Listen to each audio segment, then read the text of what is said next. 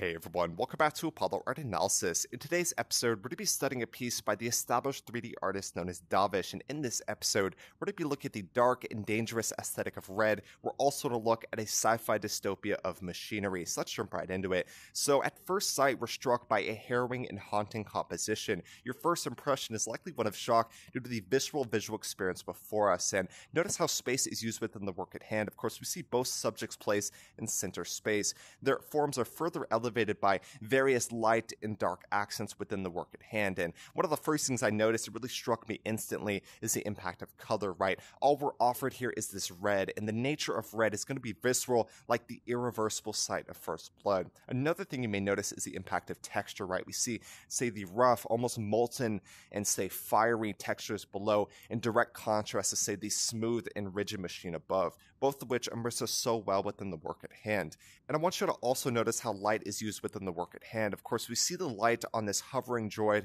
not the humanoid robot. So by nature of that, it's going to be drawing our eye towards the element on the left side. And I wanted to ask you guys, how do y'all feel when you view this piece, or what do you think we're viewing here? I think that's a pretty important question. So we have two subjects set in center, right? We have the hovering droid and we have the humanoid robot, both of which are tethered together by this thick wiring. So they're clearly connected in some way or another. We seem to have found ourselves within the dark and destitute destinations of a dystopia. This same realm saw the birth of the cyberpunk, an aesthetic defined by an authoritarian state of complete technological ascendancy. And on that note, I actually have a work from, say, the cyberpunk realm, and I'm bringing that in real quick and see what we compare to the original work today.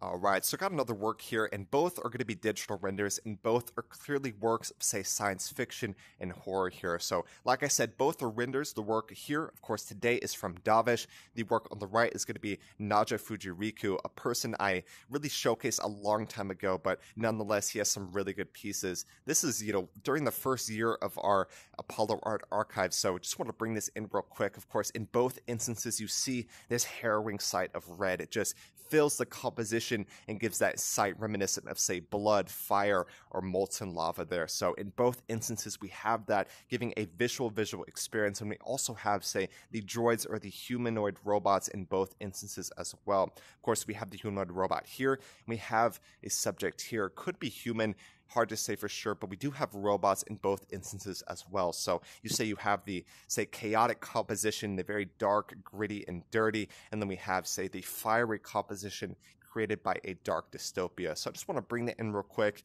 compare that to the original work today. Like I said, we have found ourselves within the dark and destitute destinations of a dystopia, but despite our ramblings, an acid has tainted what we once knew of as nature. Almost every corner of this world now sits under the thick and oppressive layers of pollution.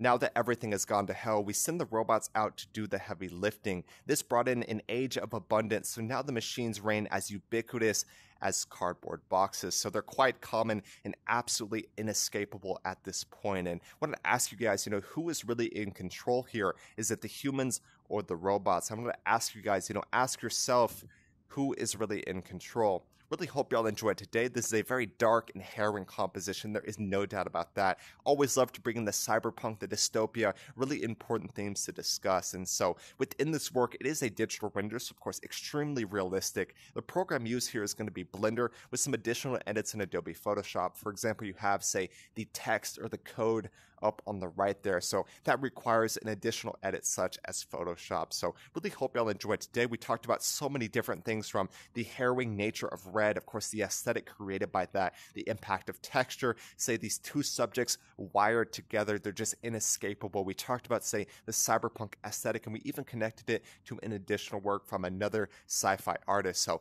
really hope y'all enjoyed today. Like I said, we talked about so many different things, and I really hope y'all learned a thing or two or really enjoyed this work as well. So like I said, if y'all enjoyed today, make sure to check out the original artist Davish, doing some amazing stuff in the world of 3D art. Really a generalist at this point. He creates works of surrealism, he creates, say, divine works, and he even creates works such as this, a very dark cyberpunk horror composition. But like I said, I really hope y'all enjoyed today. If y'all did, go check out the original artist Davish.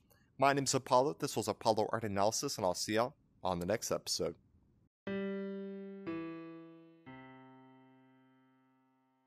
We hope you enjoyed today's episode. If you'd like to support our work directly, please check out our Apollo community tokens. Polar Art Exchange is an ecosystem of art appreciation which elevates artists each and every day. Thanks for listening.